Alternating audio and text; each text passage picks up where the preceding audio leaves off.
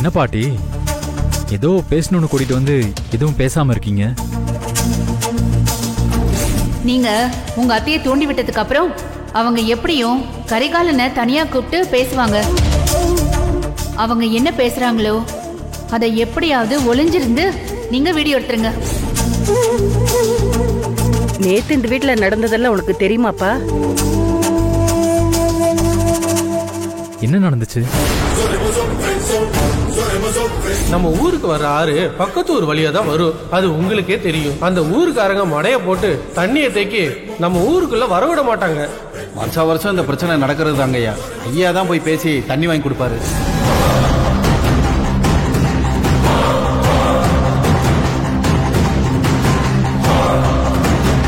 நீங்க ஒன்றும் கவலைப்படாதீங்க. அண்ணன் நாளைக்கு கண்ணு முடிச்சிருவாரு. அவர்கிட்ட கேட்டு தண்ணி கொண்டு வர்றதுக்கு ஏற்பாடு பண்ணலாம். ஐயா சொல்றது சரிதானே?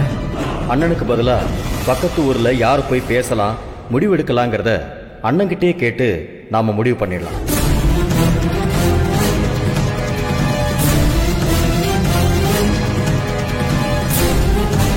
உன் அப்பா முழுசா குணமாகற வரைக்கும் அவன் இடத்துல இருந்து வேற யாராவது பார்த்துதானே ஆகணும். அத நீ பண்ணுவியா? நான்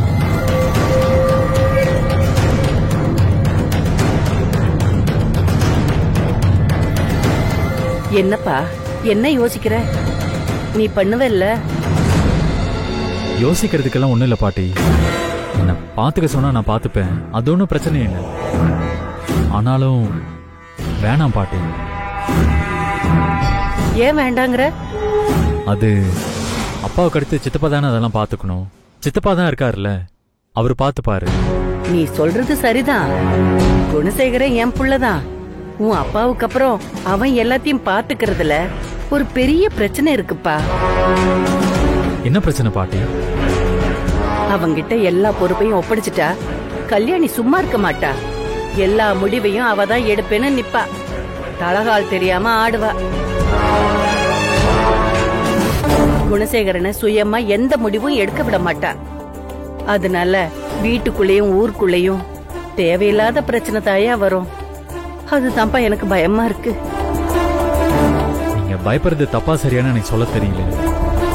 ஆனாலும் இந்த விஷயத்தை பொறுத்த வரைக்கும் முடிவெடுக்க வேண்டியது அப்பா தான். உன் அப்பா நீ பாத்துக்கன்னு உங்ககிட்ட சொன்னா உனக்கு சரிதானே?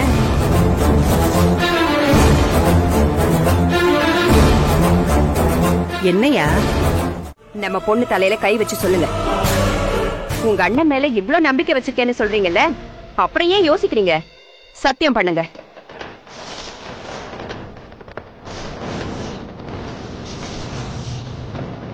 பண்ணுங்க.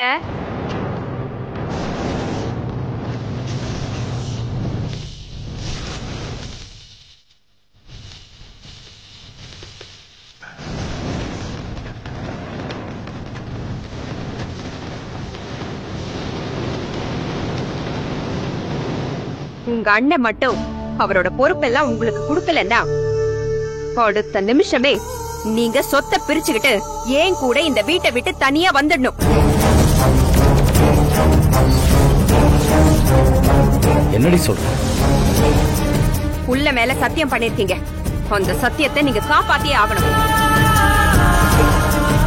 உங்க அண்ணன் கூட நீங்க சேர்ந்து இருக்கணும்னு நினைச்சா எப்படியாவது அவர்கிட்ட இருந்து இந்த பொறுப்பை கேட்டு வாங்குங்க.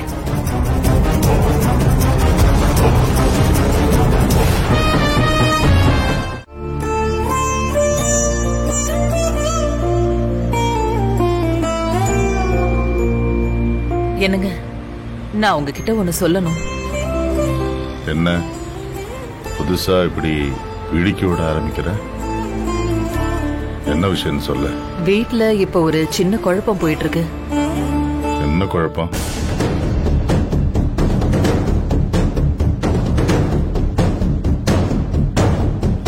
நம்ம ஊருக்கு வர ஆறு பக்கத்து ஊர் வழியா தான் வரும். அது உங்களுக்கே தெரியும். அந்த ஊருக்காரங்க மடைய போட்டு தண்ணியை தேக்கி நம்ம ஊருக்குள்ள வரவிட மாட்டாங்க. ஐயா தான் போய் பேசி தண்ணி வாங்கி கொடுப்பாரு. நீங்க ஒன்றும் கவலைப்படாதீங்க. அண்ணன் நாளைக்கு கண்ணு முடிச்சிருவாரு.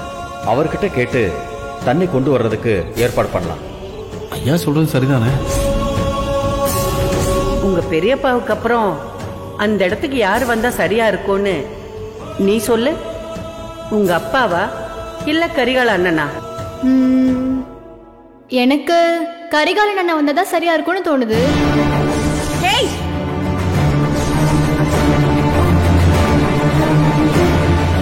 என்னடி பேசிட்டு இருக்க? உனக்கு உங்க அப்பாவை விட கரிகாலன் பெருசா போயிட்டானா? அம்மா,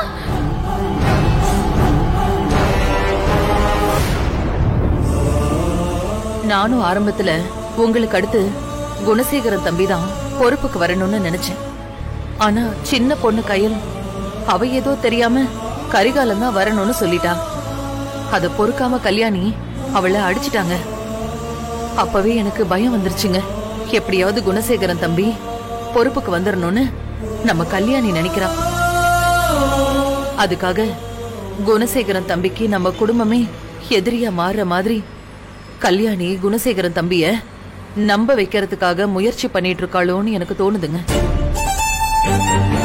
இந்த கல்யாணி இப்பவே இப்படி பண்றானா, குணசேகரன் தம்பி பொறுப்புக்கு வந்துட்டா இன்னும் என்னென்னலாம் பண்ணுவான்னு எனக்கே ரொம்ப பயமா இருக்குங்க. இதுக்கான முடிவை நீங்க தாங்க எடுக்கணும். ஆனாலும் நான் இப்ப சொன்னதையெல்லாம் மனசுல வச்சுட்டு ஒரு முடிவெடுங்க. கல்யாணிக்கு சாதகமா உங்க முடிவு இருந்துடக்கூடாதுங்க.